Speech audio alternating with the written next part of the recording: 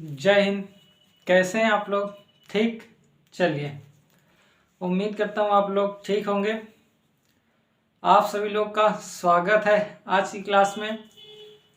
हम लोग भारतीय भूगोल पढ़ रहे हैं। भारतीय भूगोल में इस समय जो वर्तमान में पढ़ रहे हैं वो है मृदाओं के बारे में, भारत की मृदाओं के बारे में देख रहे हैं। ठीक है, तो भारत की मृदाओं में कई सारे वीडियो हो चुके हैं, लगभग 4-5 वीडियो हो चुके हैं। तो आप लोग देखिए, मतलब भारत की मृदाओं में तो नहीं हुए, लेकिन मिट्टियों को समझने के लिए जो जरूरी था उसके बारे में देखें। इससे पहले जो बताया गया था वो है ये बताया गया था कि इससे पहले वाले इससे पहले वाले वीडियो में बताया गया था कि जलोढ़ मृदा क्या है। ठीक है, भारत में 8 प्रकार की मिट्टियां होती हैं। भारतीय कृषि अनुसंधान परिषद द्वारा बताया गया, ठीक है, कि भारत में 8 प्रकार की मृदाएं पाई जाती हैं। उसमें लाल मिट्टी, काली मिट्टी, ठीक है, लेटेराइट मिट्टी, ठीक है, और इसके बाद लवणीय मिट्टी, मरुस्थलीय मिट्टी, जलोढ़, इस तरह 8 प्रकार की मिट्टियों में विभाजित किया गया। ठीक है, तो ये 8 प्रकार की जब मिट्टी देख लिए थे, इसके बाद हम लोग ये देखना शुरू किए थे कि फिर एक उठाए थे मिट्टी जिसे जलोढ़ मिट्टी कहते हैं। उस जलोढ़ मिट्टी को उठाकर हम लोग समझे थे। जलोढ़ मिट्टी बताए थे कि नदियों द्वारा क्या होता है, पर्वतों पठारों को काट काट के लाया जाता है, फिर इसके बाद उसे छोटे छोटे टुकड़ों में विभाजित करके निक्षेपित किया जाता है, तो वो जलोढ़ मिट्टी, ये सब बताया गया था। ठीक है, उसके 2 प्रकार बताए गए थे, खादर बांगर। ठीक है, खादर सबसे उपजाऊ होता है, बांगर उससे कम होता है। ठीक है, ठीक, ये प्राचीन मृदा होती है जो बांगर होता है, और जो खादर होता है वो नवीन जलोढ़ मृदा होती है। तो इसके बारे में हम लोग देखे हैं। तो आप लोग क्या करेंगे, इससे पहले उसको देखिएगा। और उससे पहले हम लोग देखे थे मृदा के बारे में। ठीक है, कि मृदा होती क्या है, इस बार इसके बारे में हम लोग देखें कि क्या है मृदा। मृदाओं के बारे में हम लोग देखना शुरू किए थे कि मृदा क्या है। तो मृदा तो आप जानते ही हैं, कई बार बता चुके हैं कि मृदा कुछ है नहीं, ऊपरी परत है, असंगठित एवं बारीक कणों से निर्मित। पृथ्वी की ऊपरी परत ही क्या कहलाती है, मृदा कहलाती है। ठीक है, जो मतलब समान परिभाषा के अनुसार यही है। इसके बाद हम लोग ये देखें कि ये मृदा हो गया। मृदा के बाद हम लोग देखें कि मृदा प्रभावित करने वाले कारक, 5 कारक बताए गए। 5 कारक में हम लोग देख ही चुके हैं कि चट्टान है, मूल चट्टानें, जैविक पदार्थ, समय, उच्चावच, जलवायु, ये सभी देख चुके हैं। इसके बाद सॉइल प्रोफाइल देखें। सॉइल प्रोफाइल या जिसे कहते हैं मृदा परिच्छेदिका। मृदा परिच्छेदिका कुछ नहीं है, विभिन्न प्रकार के सन्निस्तर पाए जाते हैं। जब पृथ्वी को लंबवत हम खोदते हैं ऊपरी परत को, तो उसमें विभिन्न प्रकार के सन्निस्तर हैं। सबसे नीचे बड़े बड़े चट्टान हैं, फिर उससे ऊपर छोटे छोटे, और ऊपर आए हैं तो जैसे बारीक कण होता है। ठीक है, और आए ऊपर तो एकदम महीन है। ठीक, तो ये कहा गया कि ABC 3 सन्निस्तर में डिवाइड कर दिया गया, उसे ही मृदा परिच्छेदिका कहते हैं। समान रूप से इसे कहते हैं, लेकिन अगर परिभाषा में देखें तो सरफेस लेयर और बेड रॉक, मतलब सतह परत एवं मूल चट्टानों के मध्य, मूल ये नीचे वाले मूल चट्टानें होते हैं, सतह परत एवं मूल चट्टानों के मध्य विभिन्न प्रकार के लंबवत सन्निस्तर पाए जाते हैं, जिसे क्या कहते हैं, मृदा परिच्छेदिका कहते हैं। ये देखे हैं। ठीक, ठीक है, तो आप लोग क्या करेंगे, इसको देखेंगे सभी। ठीक है, तो आप लोग इसको देख लीजिएगा। हम लोग प्रक्रियाओं के बारे में भी देखें कि कैसे क्या बना है। इसके बाद हम लोग भारत में 3 मृदाएं हैं, इसके बारे में देखें। मतलब भारत में नहीं, विश्व में 3 मृदाएं हैं, क्षेत्रीय, अक्षेत्रीय, अंतर क्षेत्रीय। तो उसके बारे में हम लोग सब देख चुके हैं। तो आपको इससे पहले जो आज देखेंगे, इससे पहले उसको देखिएगा, फिर आज शुरू करिएगा। ठीक है, तो हम आज शुरू करते हैं उसी के आगे, जलोढ़ मृदा के आगे चलते हैं। ठीक है, चलिए।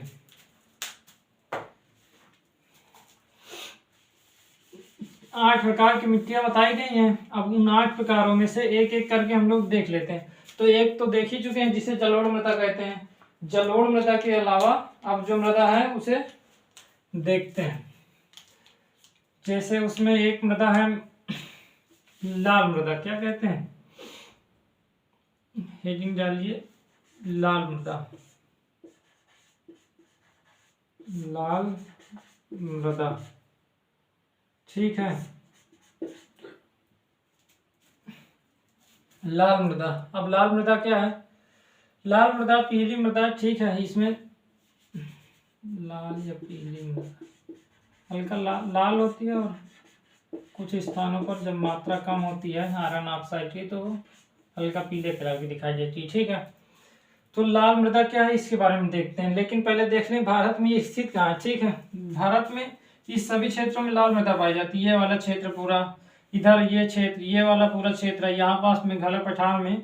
तो लाल मृदा अगर देखना चाहें थोड़ा बना दें,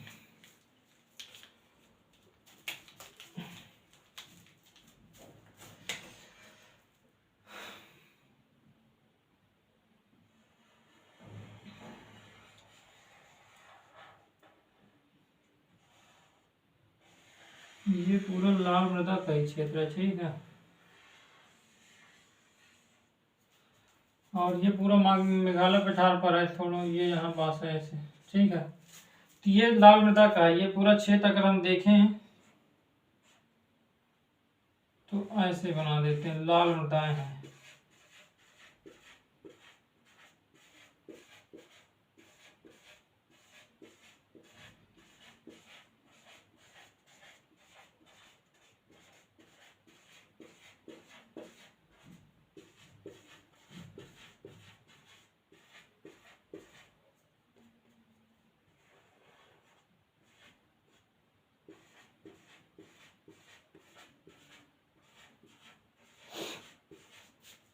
लाल मृदा इस क्षेत्र में और यहाँ भी पाए जाते हैं, ठीक है। और मणिपुर, ये सब लगभग इधर सभी क्षेत्रों में थोड़ा थोड़ा मृदाएं पाई ही जाती हैं, ठीक है। ठीक, तो लाल मृदा इस क्षेत्र में पाया जाता है मुख्य रूप से, ठीक है। ठीक है, तो लाल मृदा ये वाले क्षेत्र पर है, इधर है थोड़ा बहुत, मेघालय पठार में मुख्य रूप से हम लोग देखते हैं, ठीक। तो आइए हम लोग देखते हैं लाल मृदाओं के बारे में। इसमें पहला बिंदु क्या लिखेंगे आप कि लाल मृदा, आप ये बताइए, लाल मृदा हम लोग देखे थे क्षेत्रीय मृदा, अक्षेत्रीय मृदा एवं अंतर क्षेत्रीय मृदा। इसके पहले विश्व में 3 प्रकार की मृदाएं पाई जाती हैं। हम देख लोग थे CF मार्बूत जो थे 1938 अमेरिका में, ये बताए थे कि विश्व में 3 ही प्रकार की मृदाएं हैं और जितनी मृदाएं पाई जाएंगी वो सब तीनों में सम्मिलित हो जाएंगी, ठीक है। तो लाल मृदा वहां पर देखे थे किस में सम्मिलित थी, एक मृदा थी, कौन सी मृदा, जिसे कहते हैं क्षेत्रीय मृदा, ठीक है। तो यह क्षेत्रीय मृदा का भाग है, ठीक है। यह क्षेत्रीय, आप लोग वीडियो देखिएगा जिसमें मृदाओं का वर्गीकरण दिया है ना, वो वाला वीडियो देखिएगा। यह क्षेत्रीय मृदा का भाग है, ठीक है। क्षेत्रीय मृदाओं में कौन सा, क्षेत्रीय मृदाओं में पेडाल्फर का भाग है, ठीक है। पेडाल्फर का भाग है।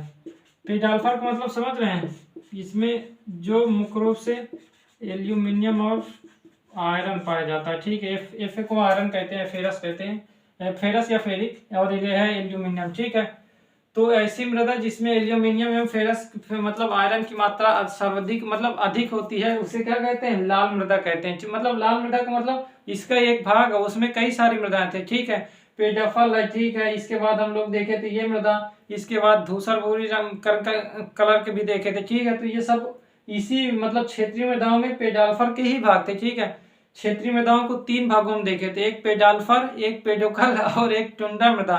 पेडाल्फर में हम लोग मुख्य रूप से देखे थे कि जो एल्यूमिनियम और फेरस मतलब आयरन, और पेडोकल में देखे थे कि पेड प्लस कल था, इसका मतलब कैल्शियम उसमें पाया जाता है, ठीक है। कैल्शियम में कौन सी काली मृदाएं सब उसी में सम्मिलित है, ठीक है। ठीक, इतना समझ में आया, ठीक है। तो लाल मृदा को ये इतना ये बिंदु लिख लीजिए, क्षेत्रीय मृदा का भाग होता है जिसे जिस क्षेत्रीय मृदा में काम में क्षेत्रीय मृदाओं में पेडाल्फर का भाग है, ठीक है। और इसको लिख लीजिएगा पेट प्लस Al प्लस Fe, ठीक है। ठीक, दूसरा बिंदु क्या लिखेंगे कि यह लगभग यह भारत यह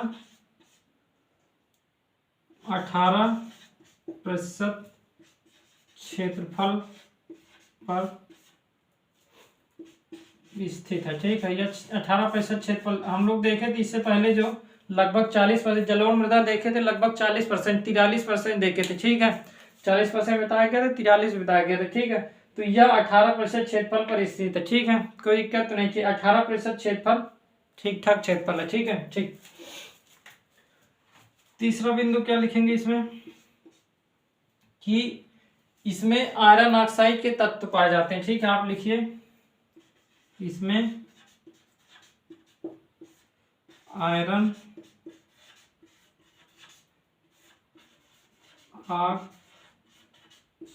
ऑक्साइड के तत्व पाए जाते हैं। ठीक है, इसमें आयरन ऑक्साइड के तत्व पाए जाते हैं। ठीक है, आयरन ऑक्साइड जो Fe है ना, ये है Fe ना, ठीक है, इसे आयरन कहते हैं। तो आयरन के अलग अलग आयन होते हैं, ऑक्सीकरण अवस्था अलग अलग होती है, कि मतलब इसके 2 भी होता है आयन, 3 भी होता है। तो ये अलग अलग तत्वों के साथ अलग अलग रूप से मिलते हैं। ठीक है, आयन का मतलब अपने इलेक्ट्रॉन के साझा करते हैं। ठीक है, ठीक। तो इस मतलब इलेक्ट्रॉन को ये क्या करते हैं, सब अपना ऑर्बिट पूरा करते हैं। अभी हम लोग उसके बारे में नहीं देखेंगे, जब हम लोग देखेंगे तो देखेंगे। तो ये ऑर्बिट पूरा करने में मतलब इसी के कारणवश उनकी आयन चेंज होती रहती है। इसमें आयरन ऑक्साइड के तत्व पाए जाते हैं। इतना लिख लिया, ठीक है। इतना लिखने के बाद आगे लिखिए, रफ करें इसे। ठीक, अब ये प्रश्न उठता है कि ये लाल रंग के क्यों होते हैं। तो लाल रंग इन्हीं आयरन ऑक्साइड के कारणवश होता है। ठीक है, तो ये इतना लिख लिए ना आप लोग, ठीक, लिख लिए ना, चलिए ठीक है।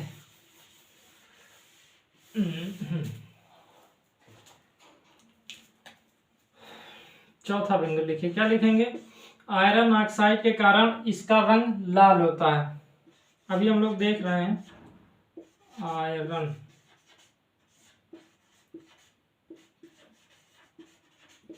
ऑक्साइड के कारण इसका रंग क्या होता है, लाल होता है। ठीक है, लाल होता है, आयरन ऑक्साइड के कारण लाल होता है। ठीक है, आप आयरन ऑक्साइड को लिखना चाहें तो Fe2O3। ठीक है, मतलब Fe2 जो लिखा है ये देखिए, मतलब ये जो इसका ये इलेक्ट्रॉन साझा करता है ऑक्सीजन हमेशा, देखिए H2O से आप समझिए, H2O क्या होता है, 2 आयरन, मतलब ये +1 और ये होता -2। तो ये जब 2 मिल जाते हैं तब ये पूरा करते हैं। तो उसी के अनुसार क्या हो गया, इसके 3 इलेक्ट्रॉन, इसके 2। ठीक है, तो 3 दूनी 6 और 6 इसके भी हो गए, 6 इसके भी हो गए, तब मिलके दोनों इक्वल हो गए। ठीक है, तो आयरन ऑक्साइड जो Fe2O3 है के कारण इसका रंग लाल होता है। ठीक है, ठीक। तो आयरन ऑक्साइड के कारण इसका रंग लाल होता है। देखिए आयरन आप लोग देखते हैं कि जब ऑक्सीजन के संपर्क में आता है, ठीक है, ऑक्साइड का मतलब ये हो गया कि वो ऑक्साइड तो तब कहा जाता है जब इलेक्ट्रॉन का साझा करते हैं, लेकिन मुख्य रूप से ऑक्सीजन की बात हम करें, O2 की बात करें, तो क्या होता है, O2 के संपर्क में जब आता है, क्या, जब लोहा आता है, ठीक है, लोहा आयरन वही तो है ना, ठीक है, लोहा आयरन आता है तो क्या होता है, उसका रंग चेंज होने लगता है। ठीक है, अगर उसमें पॉलिश ना किया जाए, पॉलिश मुख्य रूप से किस लिए किया जाता है, ऑक्साइड ऑक्सीजन की नमी से बचाने के लिए। इसमें नमी होती है ऑक्सीजन में, और क्या होता है, जब आयरन से मिलता है तो वो क्या बनाता है, आयरन ऑक्साइड बनाता है। ठीक है, जैसे ही आयरन ऑक्साइड बनाता है वैसे ही क्या होता है, वो लोहा खराब होने लगता है। ठीक है, इसमें मूर्छा जिसे कहते हैं, मूर्छा लगना शुरू हो जाता है। ठीक है, तो इसको बचाने के लिए उसमें पॉलिश की जाती है, पेंट किया जाता है, ताकि वो ऑक्साइड के कारण क्रिया न कर सके। ठीक है, जब ऑक्साइड से अब क्रिया नहीं करेगा तो आयरन ऑक्साइड नहीं बनाएगा, जिससे लोहा खराब नहीं होगा। ठीक है, ठीक। लेकिन आप लोग जानते हैं कि इस मृदा, ये मृदा पेडाल्फर से बनी है।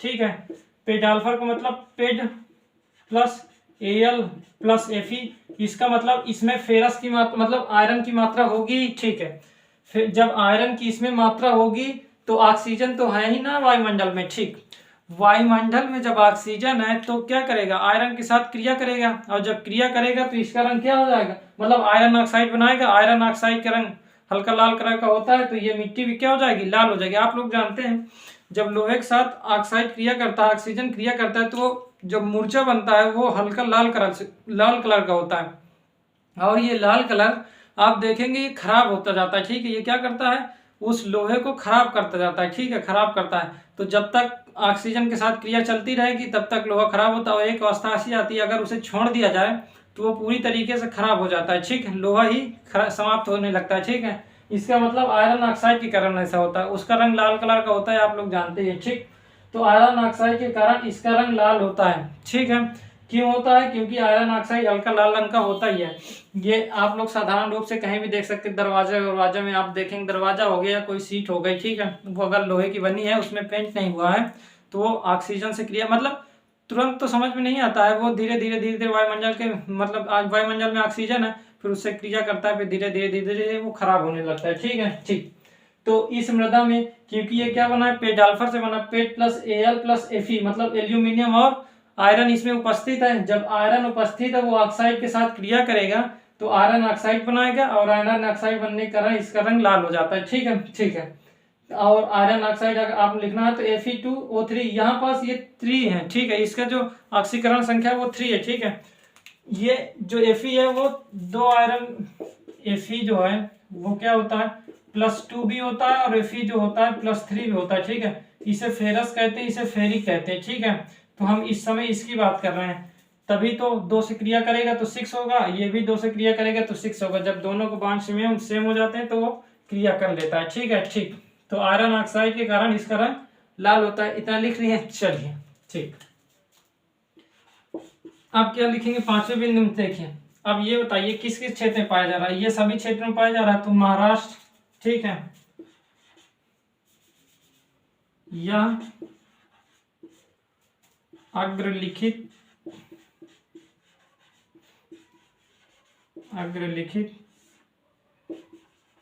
क्षेत्र में पाया जाता है। ठीक है, अग्रलिखित मतलब आगे जो लिखा हुआ है, अब आगे हम लोग जो लिख रहे हैं वो अग्रलिखित क्षेत्र में पाया जाता है। ठीक है, पाया जाता है। अगर निम्नलिखित होगा इसका मतलब होता है, निम्न का मतलब नीचे लिखा हुआ जो होता है। ठीक है, और अग्रलिखित मतलब उसी के आगे लिखा हुआ। ठीक, तो अग्रलिखित का मतलब यही हो गया कि आगे, अब आगे जो लिख रहे हैं इसमें क्या हो गया, जैसे महाराष्ट्र। ठीक है, ठीक, लिखते जाइएगा आप लोग। ठीक है, साथ ही में लिख लीजिएगा। तो महाराष्ट्र हो गया। ठीक, ये क्या है, तमिलनाडु लिख लीजिए, कर्नाटक, तमिल, यहीं पास लिख लीजिए, तमिलनाडु, कर्नाटक, कर्नाटक, ठीक है, कर्नाटक, महाराष्ट्र, तमिलनाडु, कर्नाटक, या आंध्र प्रदेश लिख लीजिए, तेलंगाना, ठीक है, उड़ीसा, ठीक है, और आप लिख लीजिए छोटा नागपुर का पठार। अगर पूरा लिखना चाहें तो छोटा नागपुर का पठार कर लीजिए, छोटा नागपुर का पठार, मेघालय पठार ऊपर जो आप जानते हैं, मेघालय पठार, ये है मेघालय पठार, उड़ीसा, उड़ीसा। आप ये अगर छोटा नागपुर हटाएंगे तो आप यहाँ पास झारखंड, छत्तीसगढ़ लिख लीजिएगा। ठीक है, छत्तीसगढ़, झारखंड, ठीक है, और ये सभी क्षेत्र में मणिपुर, और ये जो है आप लोग त्रिपुरा देख रहे हैं, मिजोरम, मणिपुर, नागालैंड, ये भी इत्यादि कर लीजिए। तो इन क्षेत्रों में भी पाई जाती है। ठीक है, ये मिट्टी, ठीक है, ठीक, असम वाले क्षेत्र पर भी पाई जाती है। तो यह अग्रलिखित क्षेत्र में पाया जाता है महाराष्ट्र, तमिलनाडु, कर्नाटक, आंध्र प्रदेश, तेलंगाना, उड़ीसा, छोटा नागपुर पठार, मेघालय पठार, छत्तीसगढ़, झारखंड इत्यादि। और मतलब इत्यादि का मतलब यहाँ पास आप जानते हैं नागालैंड, ये है मणिपुर, ये है मिजोरम, ये है त्रिपुरा, ये है मेघालय, ये है असम, ऊपर है अरुणाचल प्रदेश। ठीक है, तो ये मतलब ये नागालैंड, मणिपुर, मिजोरम में भी पाया जाता है। ठीक है, इसलिए इत्यादि कर दिए। ठीक है, इतना लिख लिए, आगे चले। चलिए खेती देख लें। इसमें अच्छा क्या होगा, इसकी उपजाऊ ये तो उतना नहीं होती, कितना नहीं होती जितनी जलोढ़ मिट्टी होती है, मतलब इनका उपजाऊपन, उर्वर क्षमता कम होती है। ठीक है, उर्वरता क्षमता कम होती है।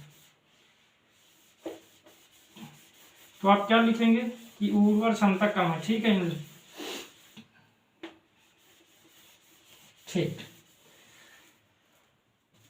आप लिखिए इसमें कौन सा बिंदु था, 6। ठीक, ठीक है, तो इसमें लिखिए क्या पाया जाता है, जो इस क्षेत्र में क्या उगाया जाएगा। जैसे इसकी उपजाऊपन पहले लिखिए कि जलोढ़ मृदा जैसी उपजाऊपन इसमें नहीं होता, उपजाऊपन इस मिट्टी में नहीं होता। ठीक है, इस मिट्टी में नहीं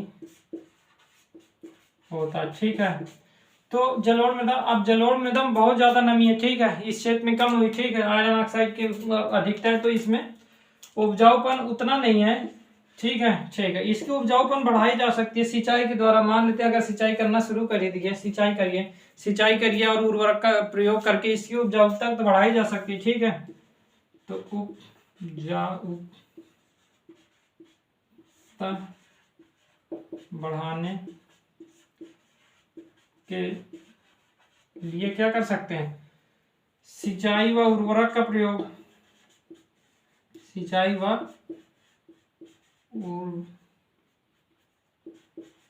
उर्वरक का प्रयोग कर सकते हैं, ठीक है, तो इसका उपजाऊपन बढ़ जाएगा, ठीक है। इसमें अगर हम चाहें तो क्या हो सकता है, जैसे ज्वार, बाजरा, मक्का,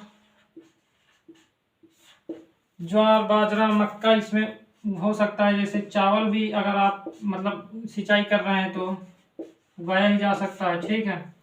तो ज्वार, मक्का, मूंगफली, जैसे फलों की खेती की जा सकती है, ठीक है, फलों की खेती, ठीक है,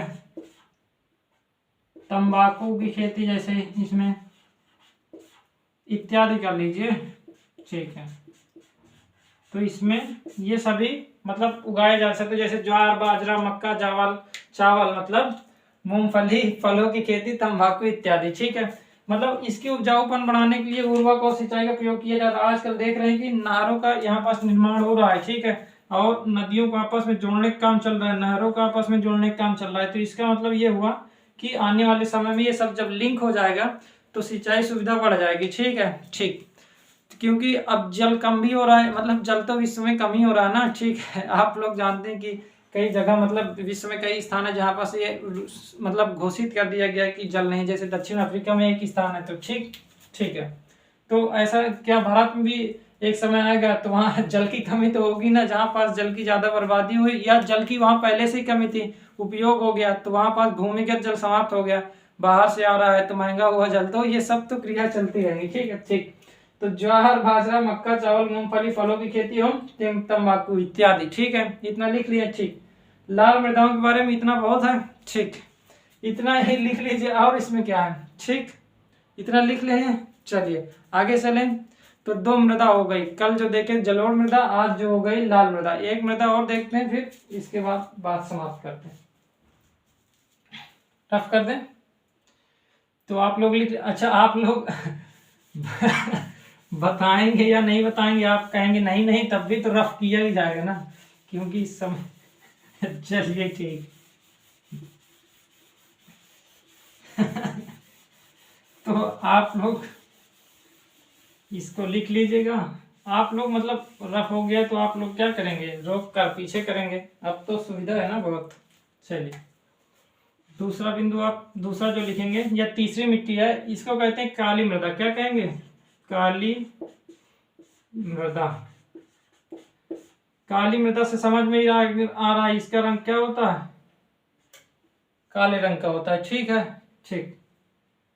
तो इसमें पहला बिंदु क्या लिखेंगे, लिखिए, देखिए पहले ये देख लेते हैं काली मृदा, ये बना है, ठीक है, ये क्षेत्र आप पूरा देख रहे हैं ना, ये काली मृदा ही है, ठीक है।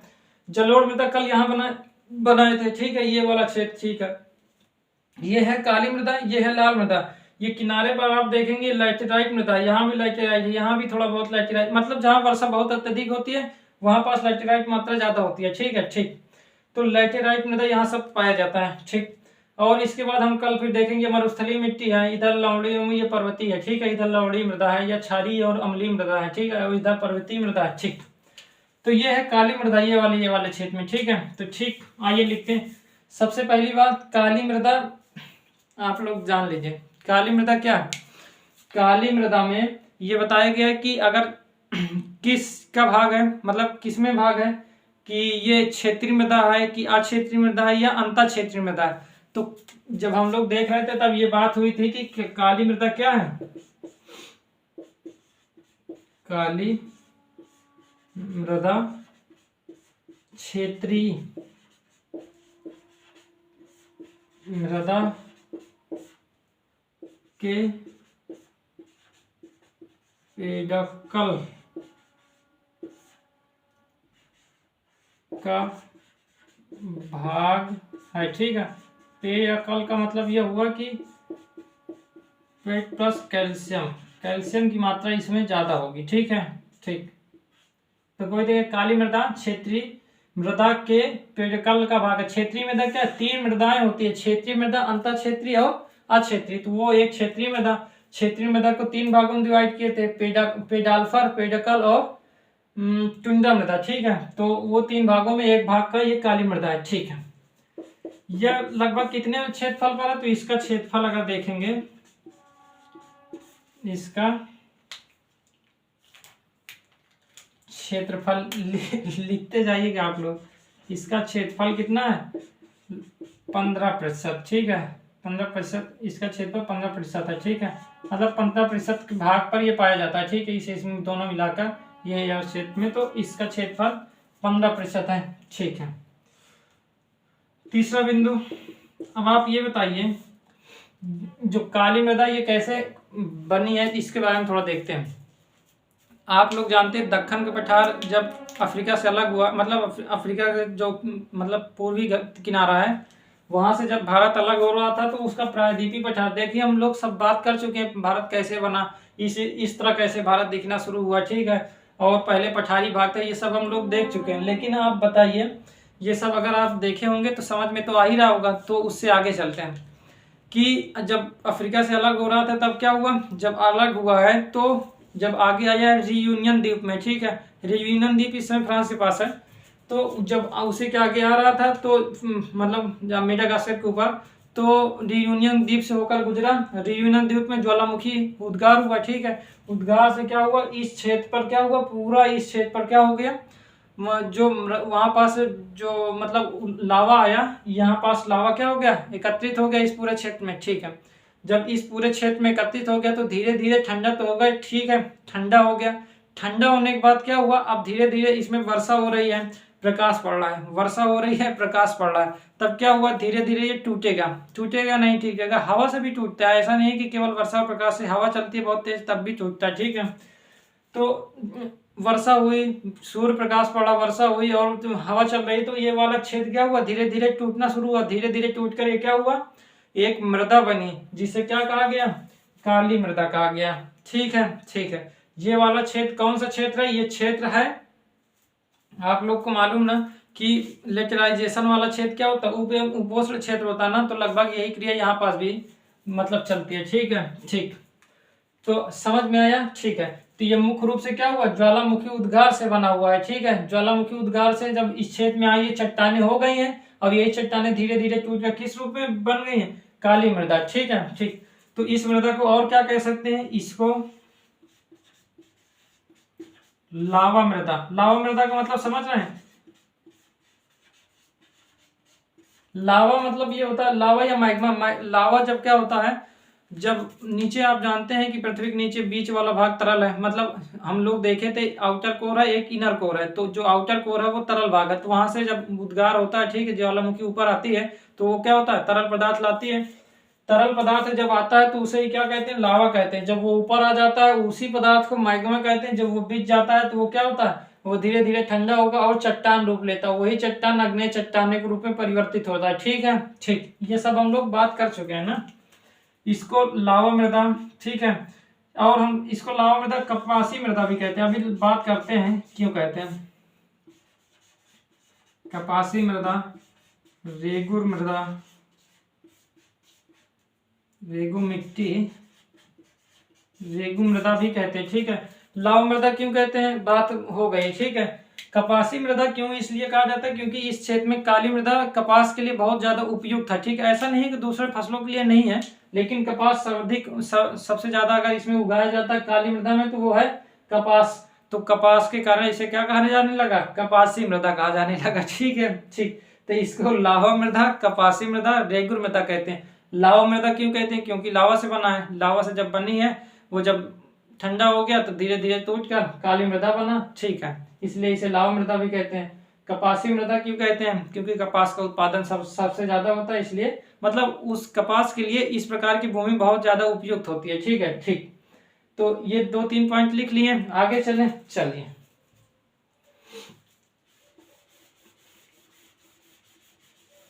ये लगभग अगर इसका क्षेत्रफल देखेंगे, ये तो 15% हो गया उसका क्षेत्रफल के, मतलब अगर इसको उस तरह देखें, लाख में देखना चाहें, तो ये लगभग 5.18 वर्ग किलोमीटर है। ठीक है, 5.18 वर्ग किलोमीटर क्षेत्रफल पर यह विस्तृत है। ठीक है, लिखना चाहें तो लिख लीजिए। इसका क्षेत्रफल हम लोग 15% लिखे, उसे लिखे रहिएगा, उसी के आगे लिखे, इसका विस्तार 5.18 लाख वर्ग किलोमीटर। ठीक, लाख वर्ग किलोमीटर में है। ठीक है, ठीक है, ये लगभग 5.18 लाख वर्ग किलोमीटर के क्षेत्रफल पर विस्तृत है। ठीक ठीक, इसमें क्या होता है, सबसे ज्यादा कपास उगाया जाता है। ठीक है, तो सबसे ज्यादा कपास की खेती की जाती है, इसलिए इसे क्या कहा गया, कपासी मृदा। ठीक है, कपासी मृदा भी कहते हैं। ठीक है, सबसे ज्यादा इसमें क्या होता है, कपास उगाया जाता है, इसलिए कहा गया कि ये कपासी मृदा है। ठीक, और इसमें अगर लिखना चाहें तो इसके अतिरिक्त अगर इसमें कहा जाए तो क्या उगाया जाता है, जैसे देखिए, कोई भी भूमि, अब तो कोई भी आजकल तो ऐसी ऐसी टेक्नोलॉजी आ गई कि कृषि मतलब भूमि, थोड़ी सी भूमि में ही उपजाऊपन कर लिया जाता है। अगर वहां पास नमी भी नहीं है तब भी थोड़े से क्षेत्रफल में, जैसे इजराइल इस मामले में बहुत बेहतर है। ठीक है, हम लोग कभी जब सिंचाई के बारे में बात करेंगे, वहां देखेंगे तो सिंचाई में इजराइल बहुत, मतलब वहां पास जल तो इतना है नहीं, मरुस्थलीय क्षेत्र है, जिस कारणवश वो पानी की अहमियत जानते हैं, और वो क्या होते हैं कि कम पानी में ही अत्यधिक खेती कर लेते हैं। ऐसा क्यों, मतलब स्वयं, मतलब खाद्यान्न उत्पादन कर रहे हैं। ठीक है, मरुस्थलीय क्षेत्र होने के बावजूद, भारत बहुत, मतलब भारत की जनसंख्या भी बहुत ज्यादा है, इस कारण भी हो सकता है। ठीक है, लेकिन यहाँ पास इतने सिंचाई की इतना डेवलप नहीं है, मतलब ऐसा नहीं कि इजराइल के साथ सहयोग नहीं हो रहा है, उसके बारे में हम कभी बात करेंगे। तो इस सबसे ज्यादा कपास की खेती इसमें की जाती है। इसके अतिरिक्त अगर देखेंगे, जैसे गन्ना भी, गेहूं भी उगा ही सकते हैं। ठीक है, मूंगफली,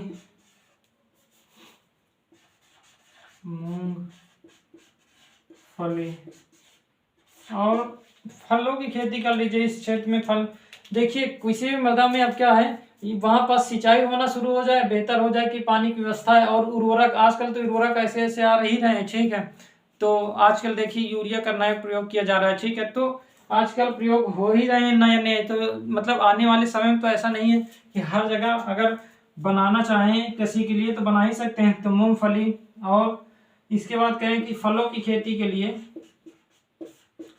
फलों की खेती के लिए इत्यादि इत्यादि या आदि, जो भी लिखना चाहें, आदि इत्यादि, थोड़ा थोड़ा अंतर है, मतलब है तो वही सब। ठीक, तो इतना लिख लिए। इसके अतिरिक्त गन्ना, गेहूं, मूंगफली, फलों की खेती के लिए इसका प्रयोग किया जाता है। कौन सी मिट्टी, काली मृदा। देखिए, काली मृदा के ऐसा नहीं कि उपजाऊपन नहीं, इसमें एक परेशानी अभी हम लोग लिखवा रहे हैं, क्या होता है कि ये जल धारण करता है, शुष्क क्षेत्र में ये इतना जल धारण कर लेता है कि शुष्क क्षेत्र को अच्छे से निपटा सकता है। निपटा का मतलब ये हो गया कि कपास जैसे शुष्क क्षेत्र आए, शीत ऋतु में वर्षा नहीं हुई, तो इसमें इतनी नमी होती है कि ये दूसरी फसल को, जो जो फसल उगाई जाएगी उसके लिए महत्वपूर्ण होगी। ठीक है, उसको नमी प्रदान करेगी, ये अपने अंदर नमी ग्रहण करती है, उसका कारण अभी हम लोग देखते हैं। ठीक है, इतना लिख लिए हैं, रफ कर दें। ठीक, एक दो बिंदु और देखते हैं, फिर इसके बाद कल देखेंगे, मतलब ये तो कंप्लीट हो जाएगा, फिर इसके बाद जो नेक्स्ट हमारी मृदा होगी उसके बारे में देखेंगे। जैसे कल हम लोग लैटेराइट मृदा देख लेंगे, मरुस्थलीय मृदा देख लेंगे। ठीक है, और भी एक लवणीय मृदा, पर्वतीय मृदा, तो वो सब देखते हुए चले। कौन सब, जो भी बिंदु आप लोग लिख लीजिएगा। इसकी जो एक खास बात है, तो ये क्या होता है, अच्छा, इसकी जो खास बात अभी हम लोग देखते हैं। खास बात यह है कि ये नमी को ग्रहण कर लेता है, ठीक है। ग्रीष्म ऋतु में क्या होता है, ग्रीष्म ऋतु में जब ये इससे क्या होता है, जब जल वाष्पित होता है तो इसमें क्या होती है, बड़ी बड़ी दरारें आ जाती हैं, ठीक है। तो आप लोग लिख लीजिए, फिर समझा रहे हैं।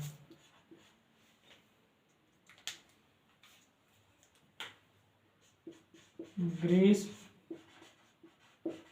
ऋतु में जल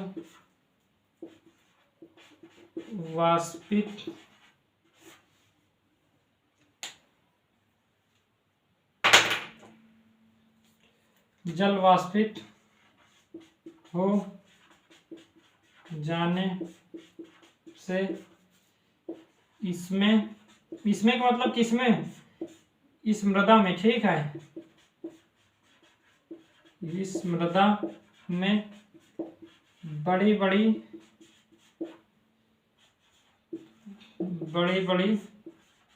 दरारें, ठीक है, पड़ जाती हैं, ठीक है। इतना आप लिख लीजिए, ग्रीष्म ऋतु में जल वाष्पित हो जाने से इसमें बड़ी बड़ी दरारें पड़ती, ठीक है। जैसे मान लेते हैं कि ये भूमि है, जल वाष्पित हो गई, ऐसे है, मान लेते हैं ये भूमि ऐसे है, ठीक है। जब इसमें जल वाष्पित हो जाएगी तो क्या होगा, बीच बीच में क्या होगा, ऐसे ऐसे दरारें पड़ जाएंगी, ठीक है। मतलब ऐसे ये पूरा दरार मान लीजिए, ऐसे ऐसे, ठीक है। मतलब भूमि में ऐसे ऐसे, ठीक है, ऐसे करके दरारें पड़ जाती हैं। कि ऐसे आप लोग देखेंगे कि एक भूमि है, उसमें बीच बीच में क्या हो जाता है, दरारें पड़ जाती हैं। तो उससे क्या हुआ, जल वाष्पित हो गया। जब जल वाष्पित हुआ तो वो एक सिकुड़न रूप में आ गया, ठीक है। तो अगल बगल का क्या क्षेत्र हो गया, वो खाली हो गया, दरारें हो गए, ठीक है। फिर इसके बाद क्या होती है, आप जानते हैं ग्रीष्म ऋतु में ही क्या होती है, वर्षा शुरू हो जाती है। तो ठीक है, वर्षा ऋतु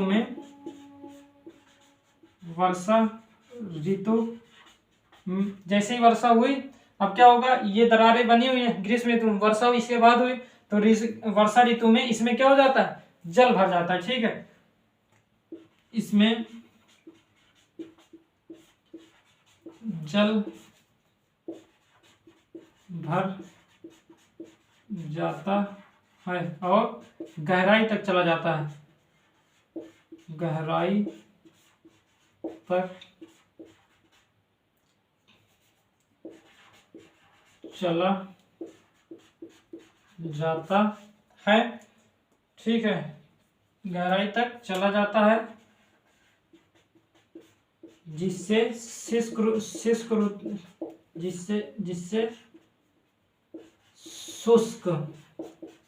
ऋतु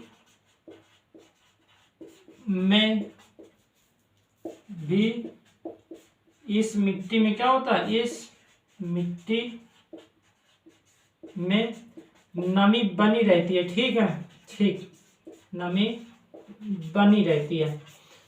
तो वर्षा ऋतु में इसमें क्या होता है, जल भर जाता है, किसमें, इन दरारों में, ठीक है, इन दरारों में, ठीक है। तो वर्षा ऋतु में इन दरारों में जल भर जाता है और गहराई तक चला जाता है। जब आप जानते हैं कि जैसे क्या हुआ, जब बड़ी बड़ी दरारें पड़ेंगी, ठीक है, जब जल वाष्पित हो गया, बड़ी बड़ी दरारें पड़ गई, दरारों के द्वारा क्या हुआ, जल उस मिट्टी के नीचे तक चला गया, ठीक है। इसके बाद क्या हुआ, जब गहराई तक चला गया तो जब शुष्क ऋतु आएगी तो क्या होगा, अब इसमें नमी पर्याप्त है, ठीक है। जब नमी पर्याप्त हो तो वो फसल के लिए लाभदायी होगी, ठीक है, लाभदायक होगी, ठीक ठीक। समझ में, बड़ी बड़ी दरारें, इसमें क्या हो जाता है कि जब ग्रीष्म ऋतु आती है तो उससे जल वाष्पित होता है। आप जानते हैं कि ग्रीष्म ऋतु में जल वाष्पित हो ही जाता है, ठीक है। जहाँ भी जल है वहाँ वाष्पित होता है, केवल यही नहीं, भूमि में नहीं, सागरों में भी, ठीक है। जल वाष्पित हुआ तो उस भूमि में जो नमी थी वो वाष्पित हुई, तो वो क्या हुआ, एक आकार ले लेता है, ठीक है। तो ये आकार मान लेते हैं, ऐसे ऐसे बन गया, इसके यहाँ किनारे में फिर ऐसे ऐसे, ठीक है, ऊपर ऐसे हो गया। तो इस बीच में ऐसे जो दरारें पड़ रही है, ठीक है, इस तरह भूमि में दरार पड़ जाते हैं। अगर आप लोग गांव से होंगे तो आप लोग खेत में गर्मियों के दिन में देखेंगे कि जो मिट्टी, कई सारी मिट्टियां ऐसी होती हैं कि उसमें क्या होता है, ये दरारें पड़ जाती हैं, ठीक है, इस तरह दरारें रहती हैं। और ग्रीष्म ऋतु में जल जाता है तो नीचे तक चला जाता है, नीचे तक जाएगा तो वो शुष्क ऋतु में लाभदायी होगी, क्योंकि वो नमी अपने अंदर ग्रहण करेगी। तो कपास के लिए बहुत ही महत्वपूर्ण है। इसके बाद गेहूं में भी हल्की नमी चाहिए, गेहूं जैसे फसलों के लिए, तो उसके लिए भी, फलों के लिए, तो इस तरह की खेती के लिए ये मिट्टी बहुत ही लाभदायक होती है। ठीक है, ठीक, समझ में आया? ठीक है, कोई परेशानी तो नहीं है? चलिए, तो इतना ही था। ठीक, समझ में आ गया ना? चलिए, तो काली मृदा और लाल मृदा देख लिए। ठीक है, कल हम लोग जो देखेंगे, शायद हम लोग जलोढ़ मृदा, काली मृदा, लाल मृदा हो गई। कल हम लोग मरुस्थलीय मृदा देख लेंगे, पर्वतीय मृदा देख लेंगे। अभी मरुस्थलीय मृदा बची है, पर्वतीय मृदा बची है, यहाँ दलदली मृदा है, यहाँ पास लवणीय क्षारीय मृदा है, तो ये सब देखेंगे हम। ये देख लिए। और एक ये लैटेराइट मृदा है, इसको भी पढ़े थे। 1 2 3 4 5, अभी 5 मृदाएं, 3 देखे हैं। 8 प्रकार की मृदाएं होती हैं, तो उसमें 3 हो गया है और अभी 5 है, तो 3 2 का मतलब मिक्सअप कर लेंगे। ठीक है, ठीक, तो इतना लिख लेंगे। ठीक, इससे पहले वाला भी लिखेंगे ना आप लोग, जलोढ़ मृदा लिखिएगा। ठीक है, फिर इसके बाद इसको शुरू करिएगा। ठीक, कल मिले, आप लोग बताएंगे। ठीक है, बता दीजिएगा और हम लोग बताना क्या है, प्रतिक्रिया देना है। ठीक है, कैसा लगा या नहीं लगा। ठीक है, ठीक, कल मिले। Okay, bye.